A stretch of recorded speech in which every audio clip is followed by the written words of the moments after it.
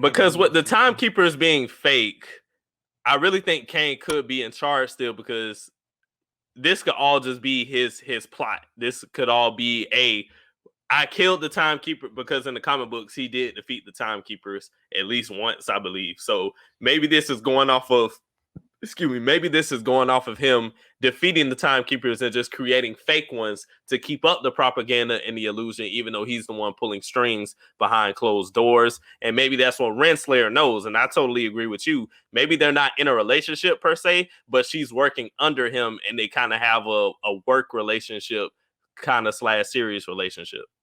Now, I think they have a relationship. She just doesn't know about it because her memory is wiped. She wants her to just work here and do whatever he needs her to do at the TVA. Like maybe when he sees her again, like all her memories will come back and then she will know about the relationship and things like that. But I think her memory is wiped because everybody in the TVA's memory is wiped. I think she's the same way. I think she's just somebody who's in the cycle of the TVA, because we've seen that she was a soldier before. So I'm just like, so she was always here. She wasn't always like the head person of the TVA. So I'm like, Kang probably did this shit for a long time. The judge that we seen in that one scene with Sylvie when she was a younger person, what happened to him? Because you can't die. As a TVA, you're not dying. So what happened to that judge? He didn't retire. You had to still be around. So what happened to that judge? And why was Renslayer promoted to this position that she's in right now? What happened to him? Did he ask too many questions? Did he start to realize what was going on and Kang had to knock that nigga off, or somebody, a higher power, had to knock him off? What happened to that judge? If Kang has been in charge this entire time, maybe that judge did have a problem with Sylvie going. Maybe Renslayer killed the judge or sent the judge to some other timeline and wiped his memory, and she just stepped in and took his spot, and they wiped whatever other TVA agents that might have knew about the situation. So I feel like Kang is definitely in charge, pulling a lot of strings and hiding everything from everyone, and everything was going to plan until some point with Loki and Sylvie in their respective timelines that kind of just ruined his plan in the very end. What predictions do you have for next episode?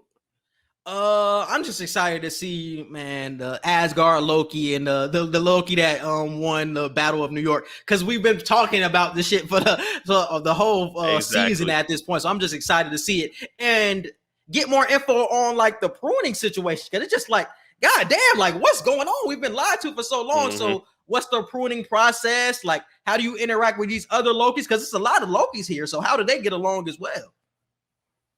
I predict that everyone will come back. Everyone who was pruned that we've seen get pruned. So C20, Loki, Mobius. I predict all of them will come back in episode 5 next week. I also predict that around the end of episode 5, we'll get a look at who is really in charge of the TVA. And whether it's Kang or whoever, around the end of the episode for episode 5, we'll find out who's in charge. So those are my 2 big predictions. Everybody who was pruned is coming back, and around the end of the episode, we'll get an Easter egg as to who's in charge for the grand finale of episode 6.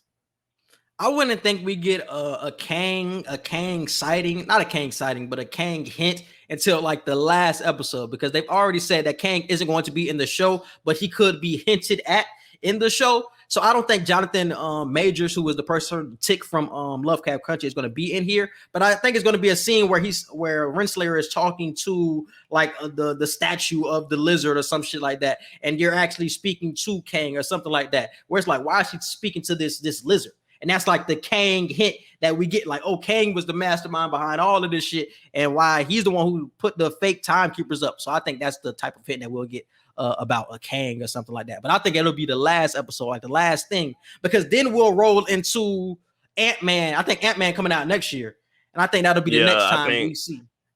Yeah, Ant-Man comes out July of next year, I believe. Yeah, because it's going to be a minute until we see a Kang again. I don't think Kang is going to be in any of these future projects that's coming up right now, but I think Kang will show up next in the Ant-Man Quantumania movie. But I think he's first going to be mentioned here, though. He's going to be mentioned at the end. Then we're going to see him in July of next year when that movie comes out, and we get a more perspective on Kang and something like that. But I wouldn't be surprised if that President Loki has something to do with this either. I'm a roll with the Kang one, but I like that. I like that Loki running this shit, and he's could be behind this shit. I like that. Hey, Loki in charge and just playing with the mind of other Lokis. Exactly. Sounds very Loki-ish. Sounds very Loki. Bad is ever truly bad, and no one good is ever truly good.